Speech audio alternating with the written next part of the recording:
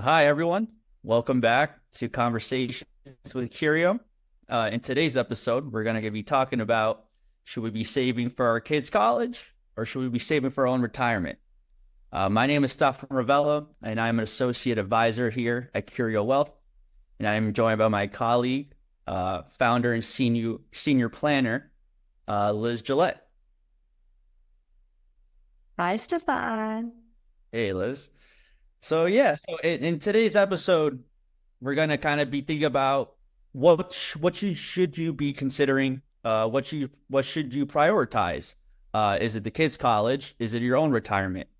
So we're pretty much gonna highlight kind of the trade-offs between the two. We'll also be sharing kind of some experiences of our own when we were in college and how kind of it was handled with our parents, and just the overall, just the highlight, just the main things you should be considering as you're entering. Yeah, this is going to be a fun one. We have two different perspectives, which I feel like brings so much value. So here's the deal. As a parent, with the flip of a switch overnight with your first child, it becomes glaringly obvious that your needs and your priorities have changed, have shifted, that this little tiny, adorable, squishy baby that makes you exhausted and furious and happy all at the same time has now taken over your world.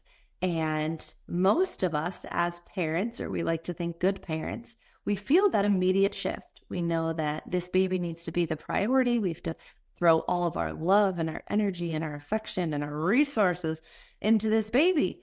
So the real question is, are we being selfish? Are we allowed to look from a financial perspective and say, this baby is the focus, just like they are in our real world, right? This saving for their education as an example. Are we allowed to be selfish and say, what about us? What about our needs? What about our retirement? What about our financial security? And I think that's why this topic hits home for so many people, is because, is it the right decision to let the baby lead or multiple children and be the focus? Or are we allowed to focus in on our financial success and in terms of what our financial life looked like before he or she came around? Yeah. So I heard you say, is it okay to be selfish? And I'm going to say, yes. Yes, it is. It is perfectly fine. So this kind of comes up for Liz and I a lot. So the kind of the age range of clients that we work with are ages kind of 28 to call it 50 years old. And a lot of times the triggering event for why they come see us is they just had a newborn or they just had their second child. That usually is a big kind of trigger point of why they want to go seek a financial advisor and kind of explore their finances further. And when we go into our goals meeting, the very first thing that always comes out is we want to save for our kids' college. That's always just kind of the number one rule, the number one kind of desire for most parents, which I'm not a parent yet, obviously, but Liz is, and it's an extremely noble goal. And especially a lot of times that desire or kind of need to want to do that stems a lot from the client's own experience. So if the client's parents paid for their college, usually they feel the obligation or the need to do that themselves. And then we see it vice versa. When the client had all student loans and they understand the burden that it was on them throughout their time, now they don't want that to be on their own and the future generations and their future kids. So it is extremely kind of, I'm not going to say touchy, but it is a huge decision because college is getting expensive year over year now. We're seeing 8% inflation within college tuition. It's getting a lot. So it's something that to consider, but you also don't want to put all your focus in the short term of your kid's college when you also have to fund your own retirement that's going to be 20, 30 years. So it's really important to kind of, if the desire is to pay for college, that's great, but you also don't want to lose sight of your own kind of future and your own goals that you want to achieve once you are in retirement. Beautifully said. Yeah, I think if you think about them, they're almost on different ends of the spectrum. One happens sooner, most cases, the college, at least for the clients that we're working with, and it's for a very condensed window. hopefully the child, graduates in 4 years or so.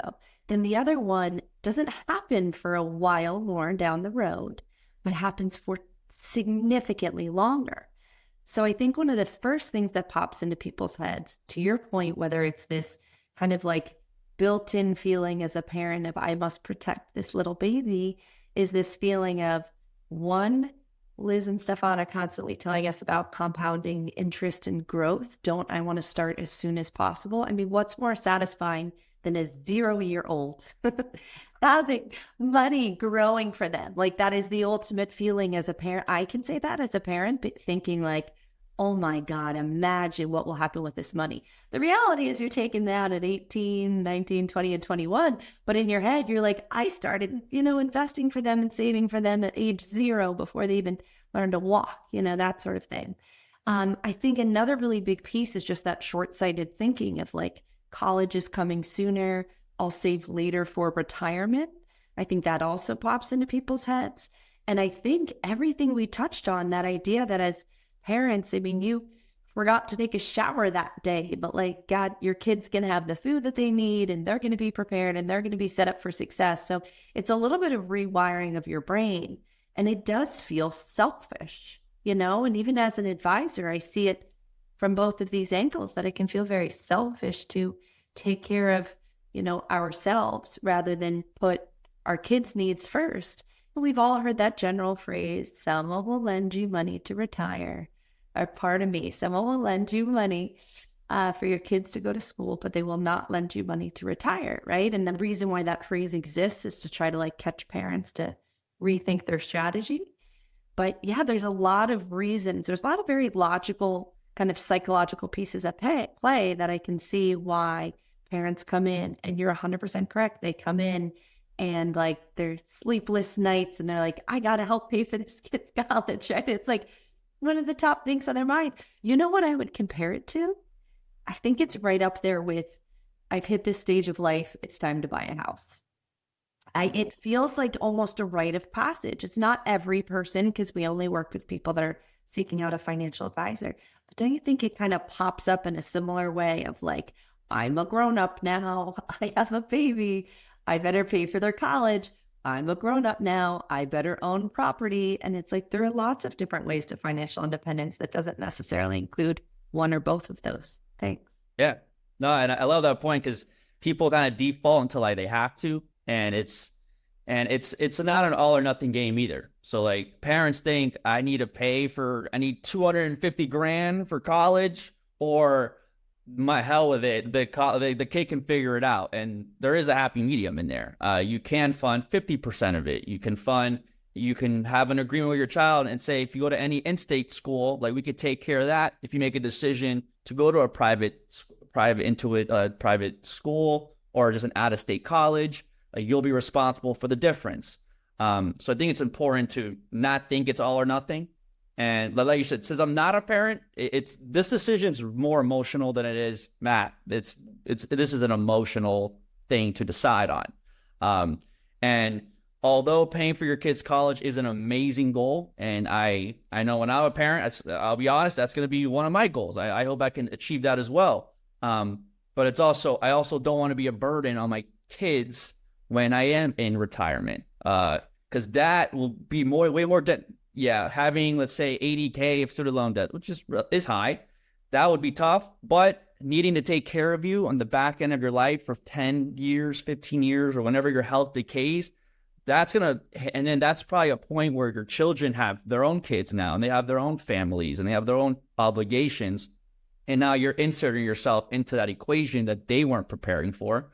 So now you put your kid in a worse situation if you prioritize the college early on and you're not taking care of yourself, because and like you said, it happens first. So people are like, oh, but that time will come. And we don't define math, we don't define science and health.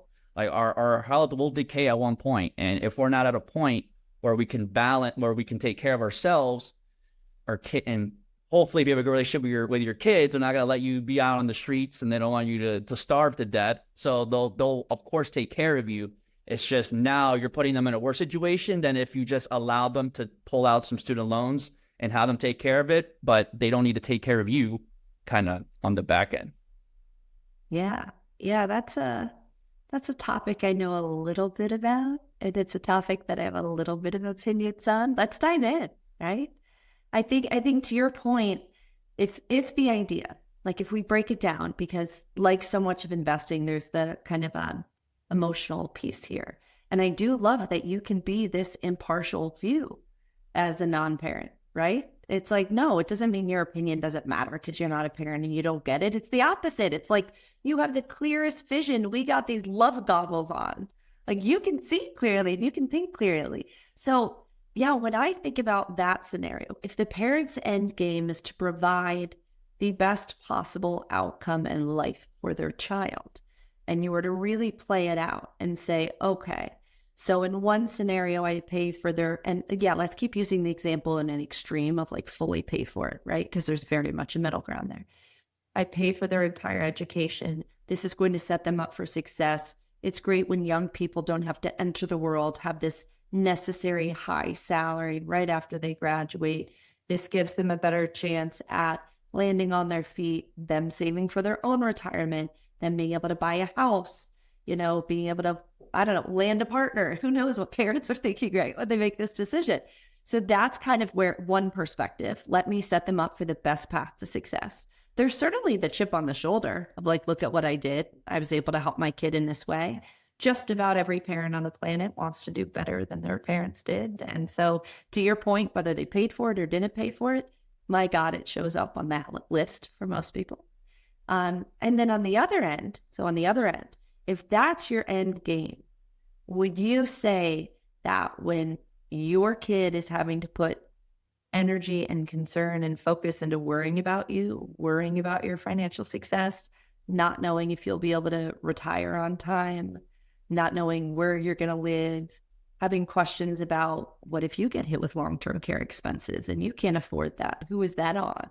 Is that on the child? Is that on the child and their siblings? And so you actually play out both scenarios.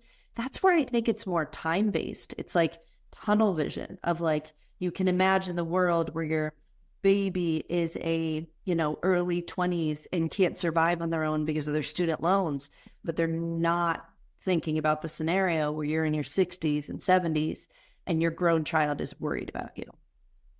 Yeah. And that's where, from my point of view, with where I'm sitting, and I've shared a decent amount, on this podcast and a few others about, my parents' financial situation and growing up, but they are example one, 5 kids through college. Like, God damn it, they did it. Pardon me, gosh darn it.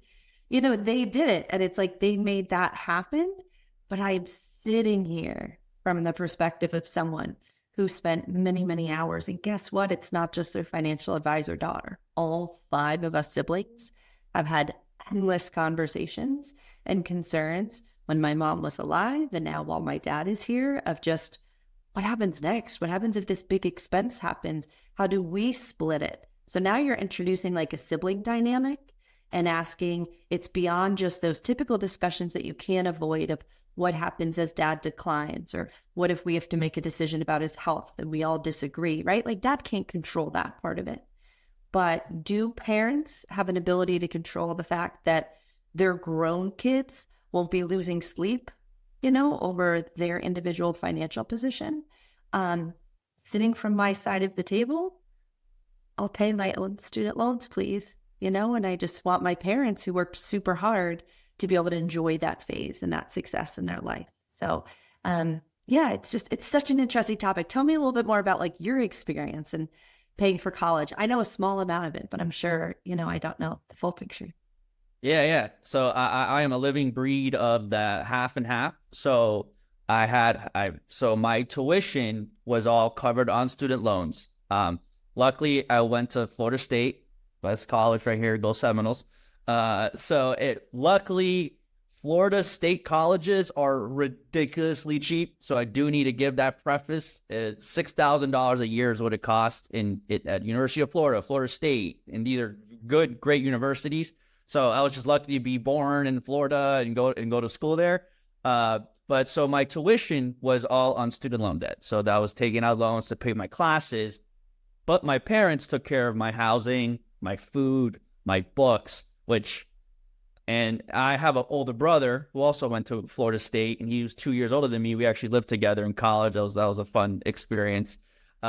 So we were both in college at the same time. So they were paying for both of our apartments. We were paying for both of our foods, both of our books. So we've had that all that was being taken care of, which was huge. I mean, I would have double the amount of loans if that wasn't the case.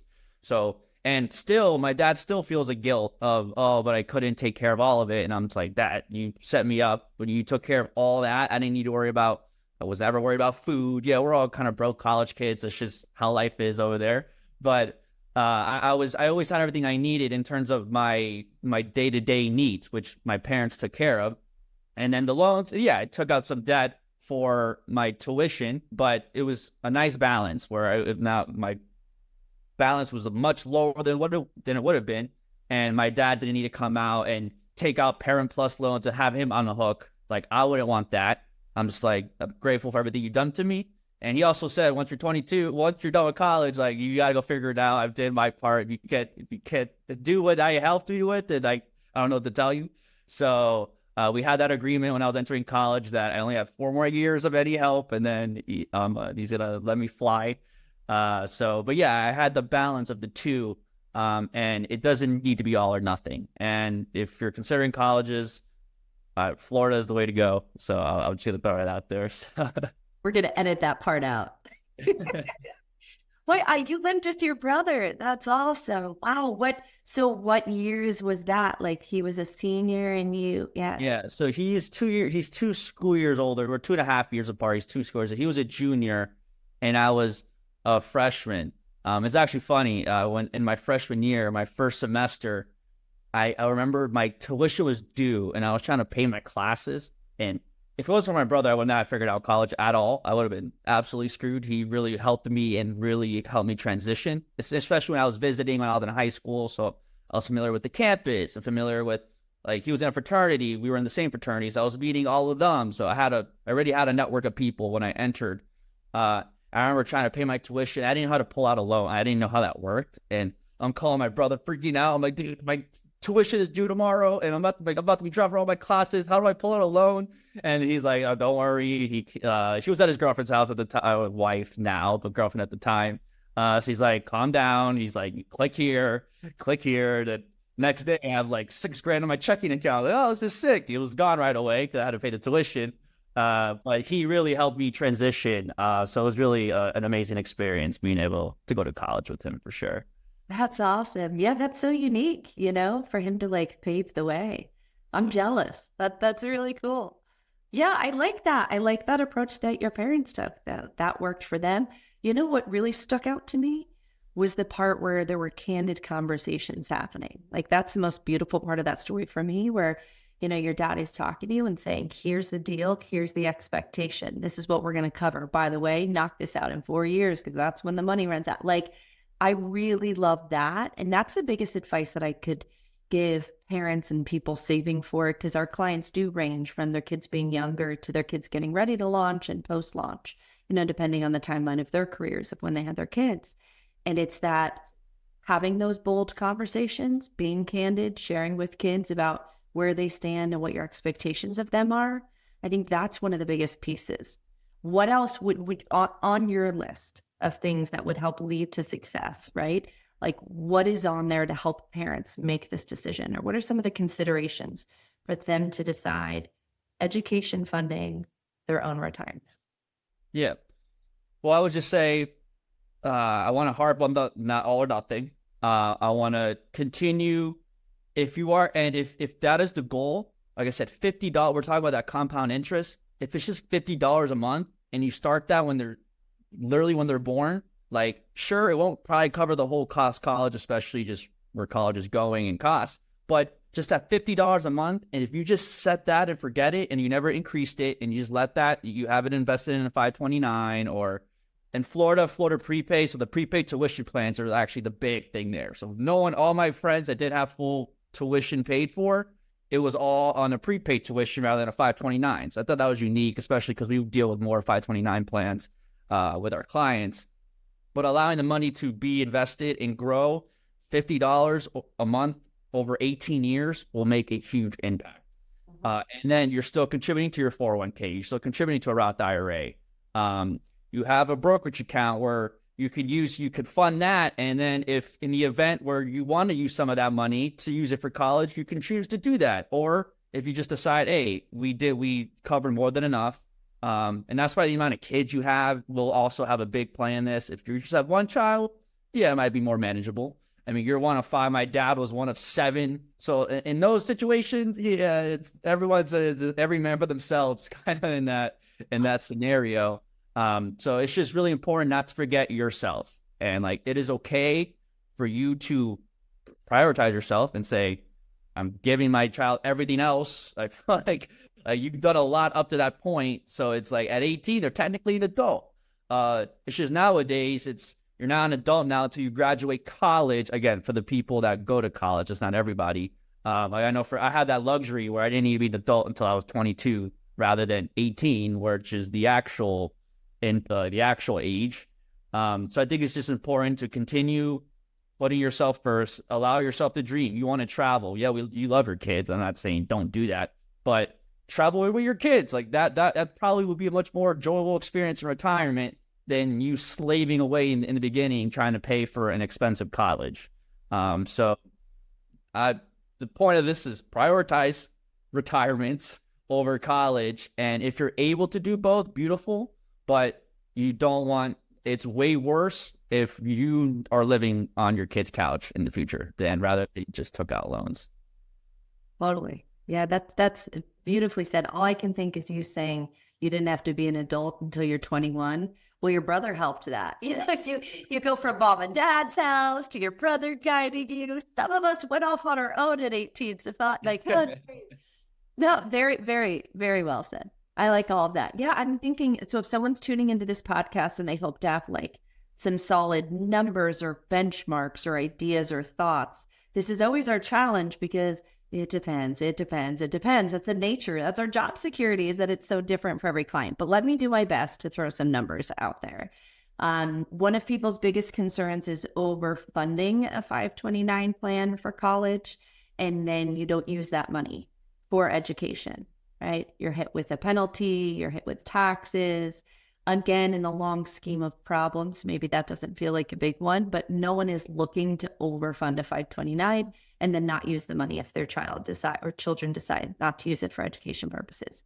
So in order to avoid that, a general place to start would be when you're saving for college to look at the total amount of what your goal is. If you want to help fund a 4-year in-state institution, in the example that Stefan was giving, then your goal would be to have about half of it coming from 529 cash, 529 savings, and the other half would come from something like a brokerage account that you have flexible and saving for. For some people, if that's not possible, it'll probably be coming from cash flow, right? Or it'll be coming from loans that the student takes at that time. But to break it down that way, as opposed to trying to pay 100% out of a 529 plan, we know 529s are similar to Roth IRAs in the fact that we use post-tax money. So we use checking account money, we put it in there. So obviously we've already paid taxes on the basis, right? The principal, the original investment, all these words mean the same thing. And then when the accounts grow, there's no taxes on that growth, as long as you use it for college or you use it for things like kindergarten through, 12th grade, but you're limited to $10,000 a year and all of that. So as a whole, me and Stefan feel very confident that 529s are really helpful vehicles, investment vehicles. Couple of reasons why we think this. Yes, you should know the details if you overfund it and don't use it. But recently, the government has decided that we have an ability to take leftover 529 money and actually convert it to a Roth IRA for our children, up to $35,000. So there's a lot of details in there and how much you can do per year and the time period for that to take place. But as we're having this conversation and preparing for this, podcast, I just kept thinking 529s are only moving in the right direction. They're getting more flexible. They're covering fees and lab coats and laptops and tuition and trade schools and grade schools and private schools. I mean, these things have all come about in the last 5 to 10 years. So for those people worried about overfunding, I would say that the trend is actually going in the opposite way. The 529s are becoming more expansive rather than more secluded, or pardon me, more limited. So that's one piece that I would say is maybe shoot for that half and half amount where you're trying to fund half of whatever your percentage is through a 529 plan. The other thing that I would say on this topic is if you kind of think about things in terms of building a foundation, certainly you need to make sure you have cash on hand emergency fund. That's step one, right? Financial dependence is up here. Making sure you can pay the unexpected is down here. So step one, build yourself that emergency fund and that cushion. Certainly, step two is your ongoing responsibility is to live below your means, have that extra cash flow. $1 million question, what do you do with that extra cash flow? There's all these different vehicles that you can put it in, a 401k, a 529, a Roth IRA, and the list goes on, a brokerage. But let's say you're at that point, you've built the foundation, you're living below your means. That general rule of thumb, save 10 to 15% of your money toward retirement. If we had to give you a benchmark today, please don't be saving for your kids' education when you have not checked that box yet. I would argue try to save 15% of your money towards your own retirement before you even open up the window that allows you to save for your kids' education. So just to kind of throw some numbers out there for people as they're dabbling back and forth. Speaking of a Roth IRA, I'm a big fan of that because if you think about it, we hit our 3 o'clock mark. Sorry about that, everyone. When you think about a Roth IRA, it's really valuable because it can be used for your retirement, and the money could also be used for your child's education. So when I have clients that have less cash flow available to be able to undeniably do both, working and putting money toward a Roth IRA for the parent is a really smart approach because you're basically saying, stay tuned. This money might be used for more to pad my retirement, or it may potentially be used because you can take out that principal, to pay for education. So that hopefully those tips can give you guys, a few helpful takeaways as you work your way through this journey. We know it's a big topic. It's a hot topic in my household with our clients, amongst my family and friends. And as always, know that we're here to reach out with questions. It's not a ploy to try to get you to come and be a client. Heck, we just like to engage and have these conversations, don't we, Stefan? Yeah, like you just said. So if you guys got value out of this, please share it with the parent. Share it with someone that you know that is going through this decision, and have them just kind of weigh all their options and kind of explore everything that is out there. Explore the 529, explore the Roth IRAs. Look at the numbers and see what realistically, are they going to be in state? Are they going to be out of state? And just kind of start having those conversations and have those conversations with your kids. I love that point you brought up earlier. I think it's important to facilitate those discussions so that everyone is on the same page. So if you guys enjoyed this episode, please drop a like, drop a comment wherever you're listening to this on. We'll be on LinkedIn, on Instagram, Facebook. So please feel free to share it, and we'll talk to you guys soon. Smash that like button. All right, see you later.